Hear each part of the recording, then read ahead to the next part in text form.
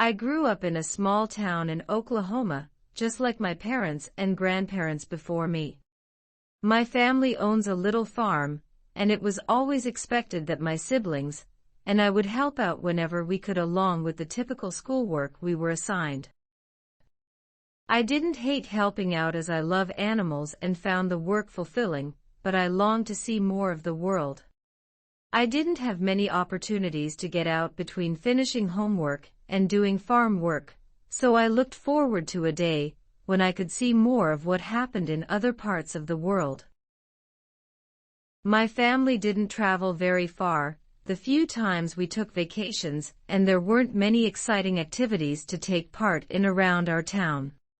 We were restricted to going out to diners or going to the movies, which could be fun, but lacked the same entertainment factor. There weren't any museums, or even very many parks to go to. Southwest. The whole place became boring over so many years living there.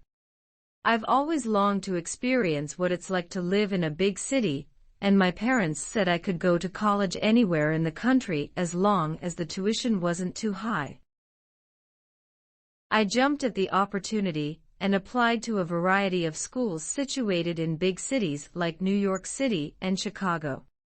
I also applied for some scholarships to increase the chance that I could actually afford to go to one of these schools on the off chance that I got accepted.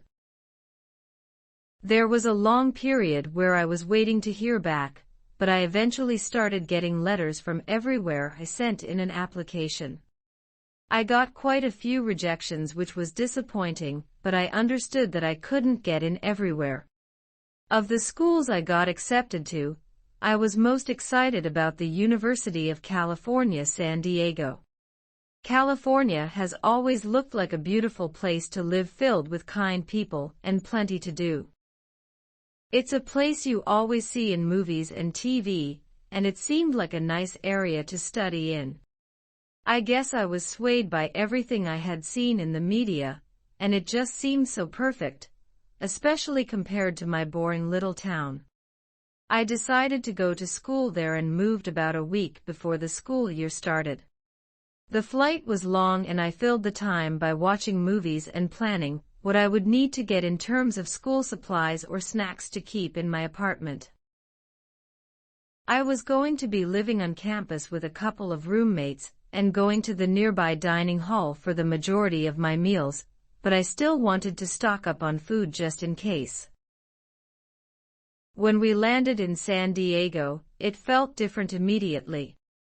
The weather was warm but not so hot that it was uncomfortable. The ocean was only a short distance away from the airport, and I went over there before heading to the UCSD campus because I couldn't resist seeing the water for the first time. I had never gotten the chance before to visit any ocean before, and I enjoyed the breeze that came from the water. It was packed with people, but I was still able to wade into the shallow part of the ocean and feel the sand between my toes. Palm trees were growing out of the ground all over the place, and it was a stark contrast to the fields of wheat or corn that I was used to. The campus of the university was stunning, and I spent a long time exploring and looking at all the buildings, already attempting to memorize how I would get to all my classes when the semester started up.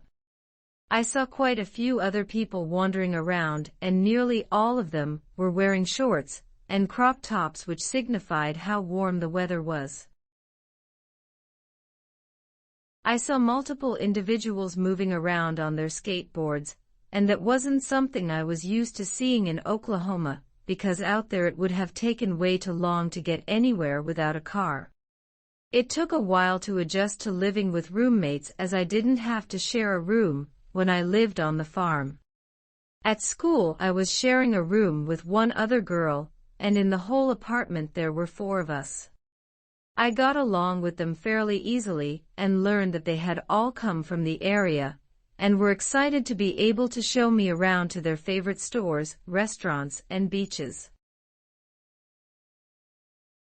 I had never considered the idea that one beach might be different from another, and I began to look forward to checking them out and deciding which ones were better in my own opinion. They seemed to be fascinated by the fact I grew up on a farm, and I ended up spending some time explaining how we cared for the animals, and what my typical day looked like growing up there, and I could tell they were impressed.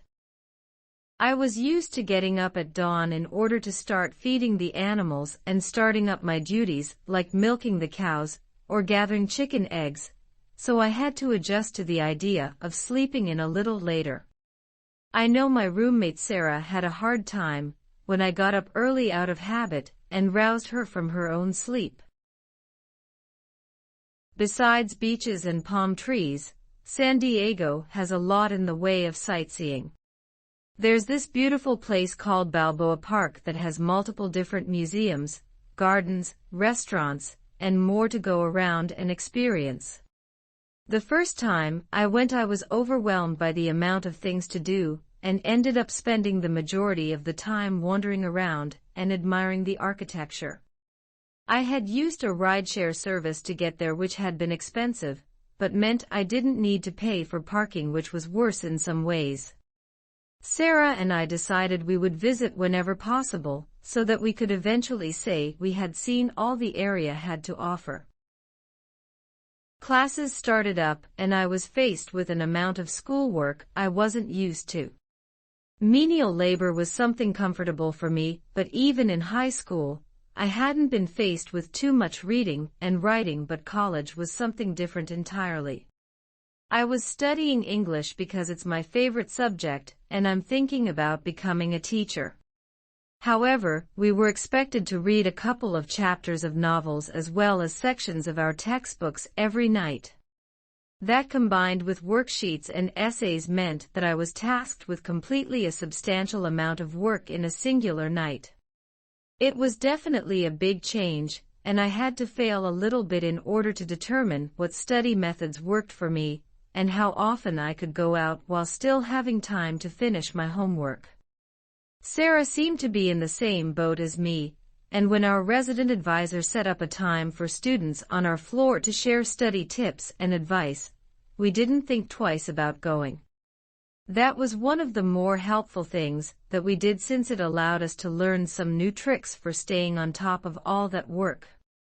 It didn't take too long for me to learn about one of the negatives when it came to living in California. See, when it gets hot and dry outside, the chance for fires to start is greatly increased, and once a fire starts, it doesn't take much for it to spread for miles. A wildfire started further up California and began to make its way towards us, which was fairly terrifying to me.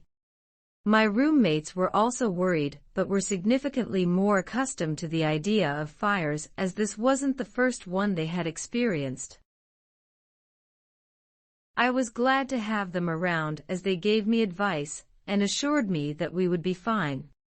The university kept us updated, but we thankfully didn't have to evacuate at any point, and the fires were gotten under control before they could do too much damage.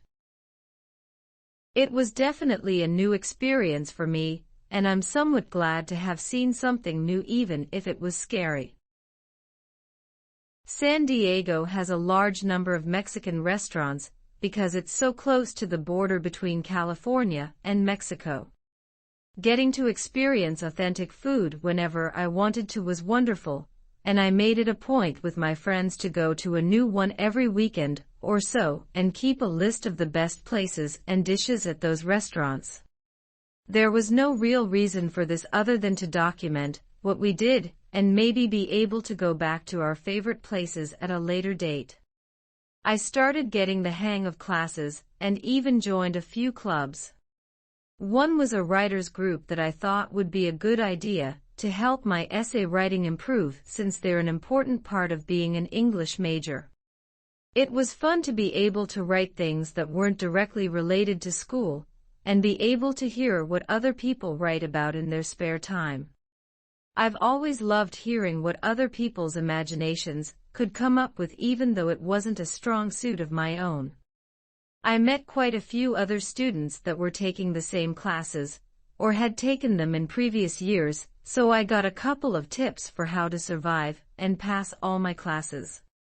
Back in Oklahoma, it had been hard to make friends because the town was so small, and every minute that I wasn't in school ended up being spent working on the farm.